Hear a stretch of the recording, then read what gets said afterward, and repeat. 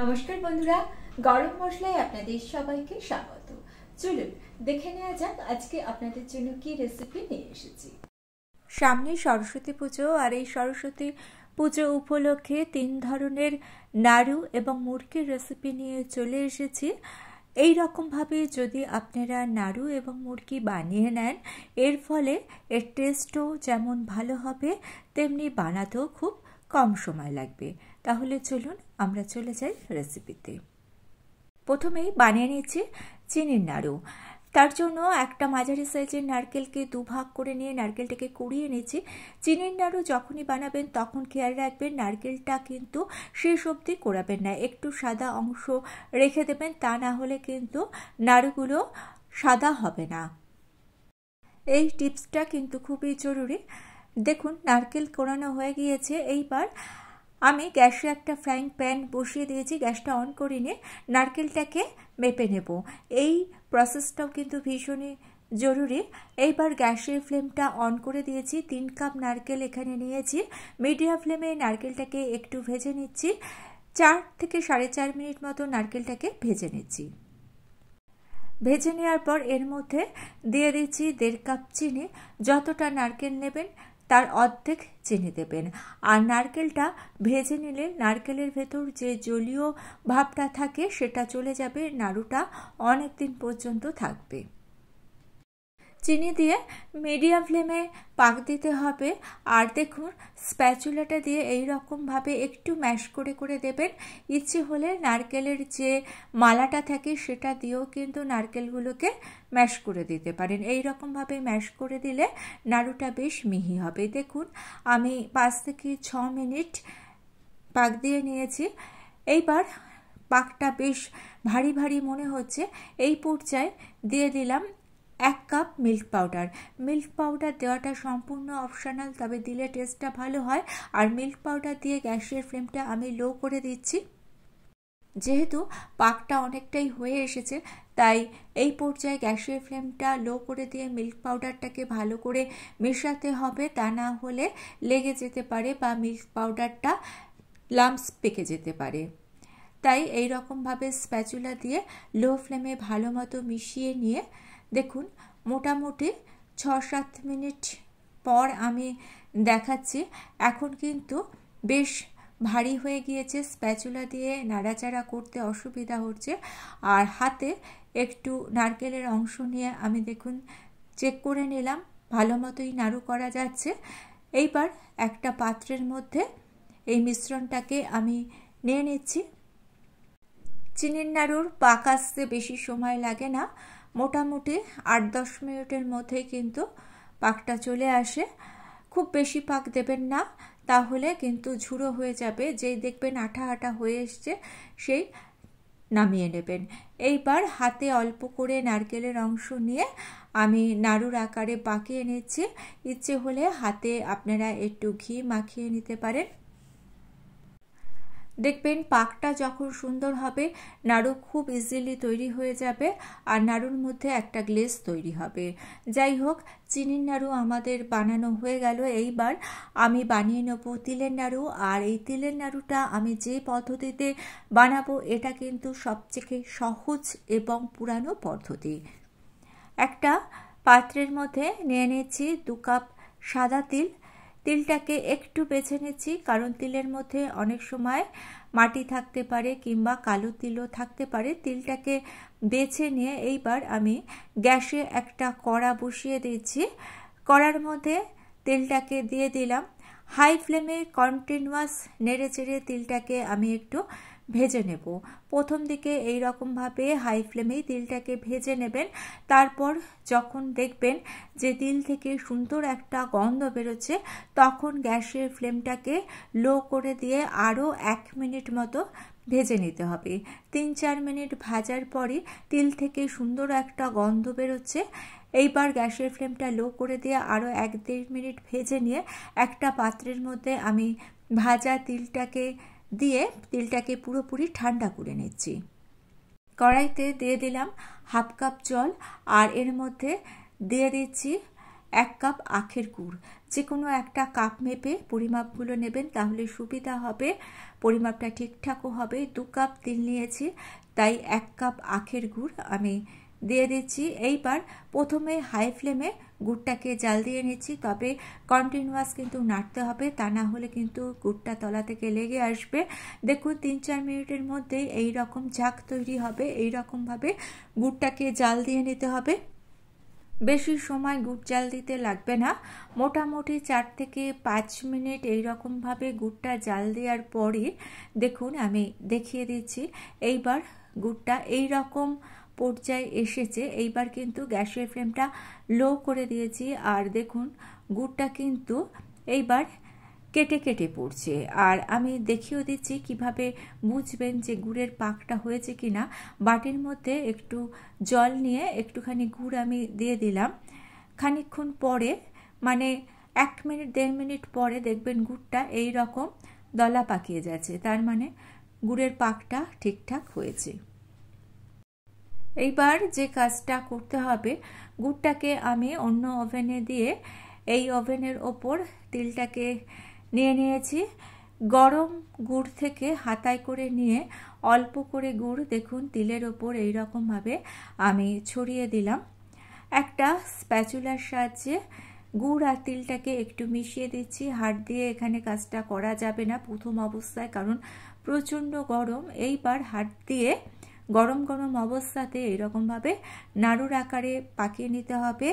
হাতে একটু জল দিয়ে নিতে পারেন, কিংবা হাতে একটু ঘিও মাখিয়ে নিতে পারেন যাদের অভ্যাস নেই। এই রকমভাবে তিলের নাড়ু বানালে পারফেক্ট হয়, মুচমুচে হয়। দেখুন আমি আবারও দেখিয়ে দিচ্ছি। আর 1 হাতা গুড় আমি দিয়ে দিলাম।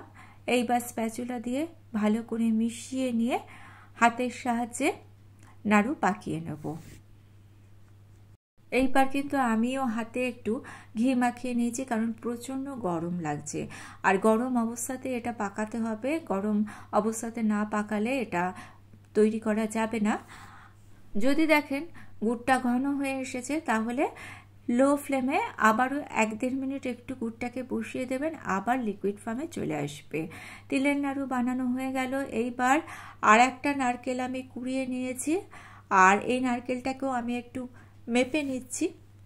যে কোনো নাড়ু বানানোর সময় পরিমাপটা যদি ঠিকঠাক জানা থাকে, তাহলে কিন্তু জিনিসটা পারফেক্ট যেমন হয়, সময়ও কম লাগে।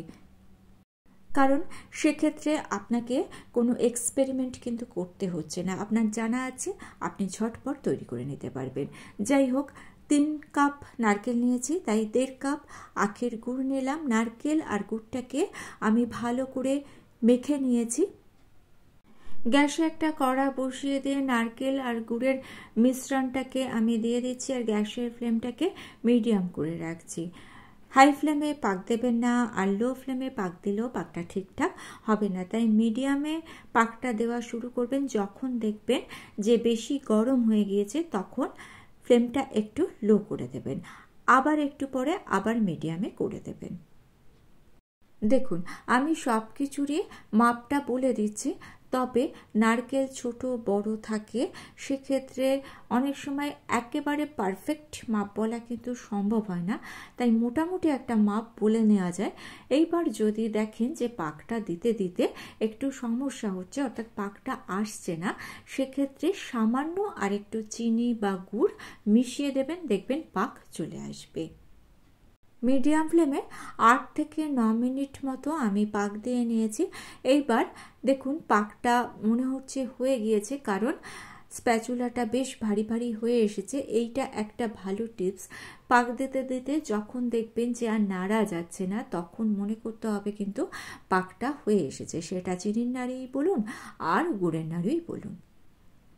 আর যখন এই রকম হয়ে আসবে, তখন গ্যাসের ফ্লেমটা অবশ্যই লো করে দেবেন, তা না হলে কিন্তু তলা থেকে লেগে আসবে। আর আরেকটা জিনিস লক্ষ্য করবেন যে মিশ্রণটা এক জায়গায় জড়ো হয়ে আসছে, যখন পাকটা ঠিকঠাক হয়ে আসবে। দেখুন এখন আমি এই মিশ্রণটাকে নাড়াচাড়া করতে পারছি না, খুবই অসুবিধা হচ্ছে। তার মানে পাকটা একেবারে রেডি হয়ে গিয়েছে। 10 থেকে 12 মিনিট পাক দিয়েছি, তাতেই কিন্তু পাকটা হয়ে গিয়েছে।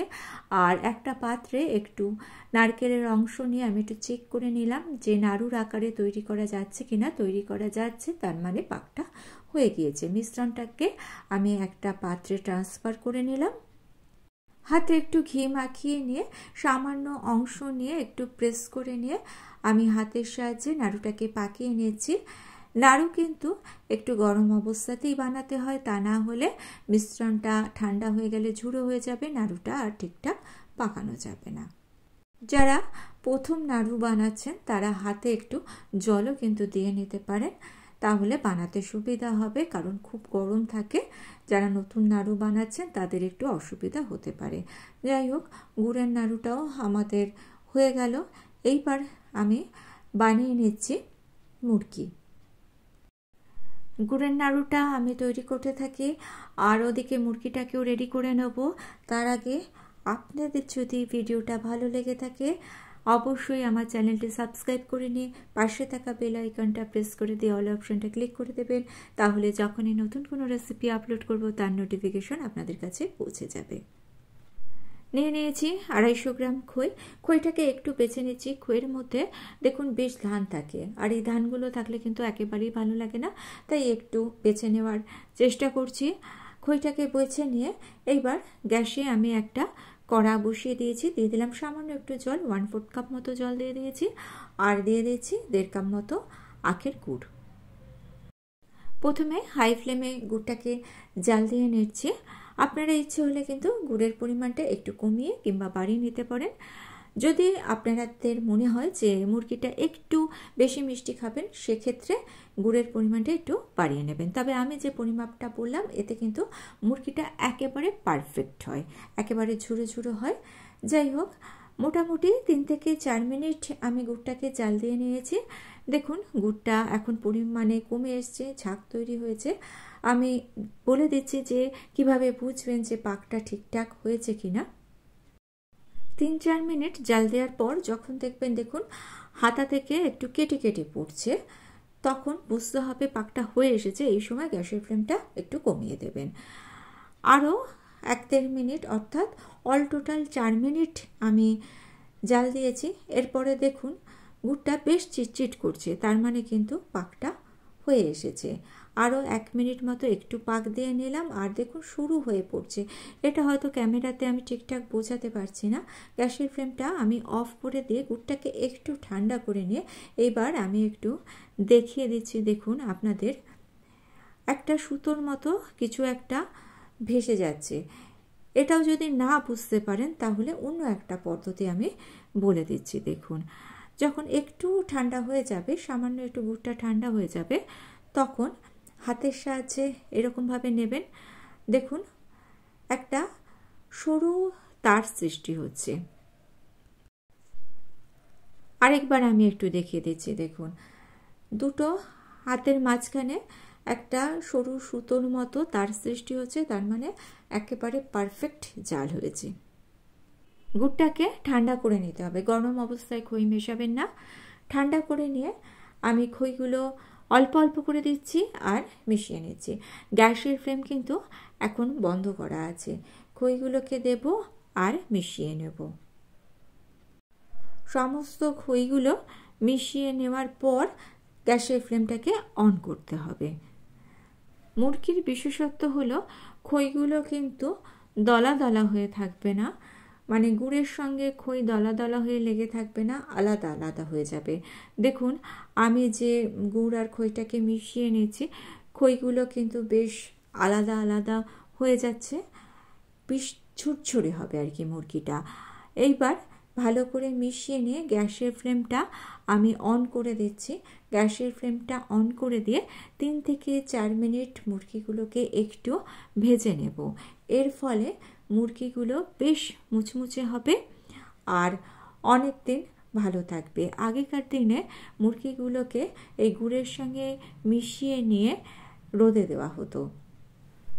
আমরা এখনকার দিনে এসব ঝামেলা করতে চাই না বা করাটা সম্ভব নয়, তাই এই রকমভাবে মুরগিটা আমরা তৈরি করে নিই। এর ফলে মুরগি কিন্তু একেবারে পারফেক্ট তৈরি হবে।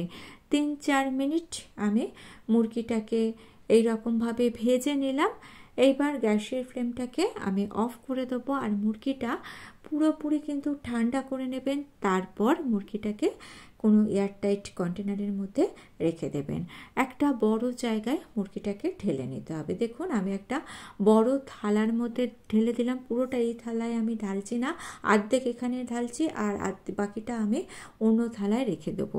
এইরকমভাবে দুটো থালার মধ্যে কিন্তু আমি ছড়িয়ে দিয়েছি, সেটা আর আপনাদেরকে দেখাইনি, আমি একসঙ্গে দেখাবো বলে এরকমভাবে ঢেলে নিয়েছিলাম। যাই হোক, মুরগি আমাদের রেডি হয়ে গেল। ভিডিওটা ভালো লেগে থাকলে ছোট্ট করে লাইক করে দিয়ে চ্যানেলটা সাবস্ক্রাইব করে নিয়ে আমার পাশে থাকার অনুরোধ রইল। আজকে তাহলে এই পর্যন্ত। ভালো থাকবেন, সুস্থ থাকবেন।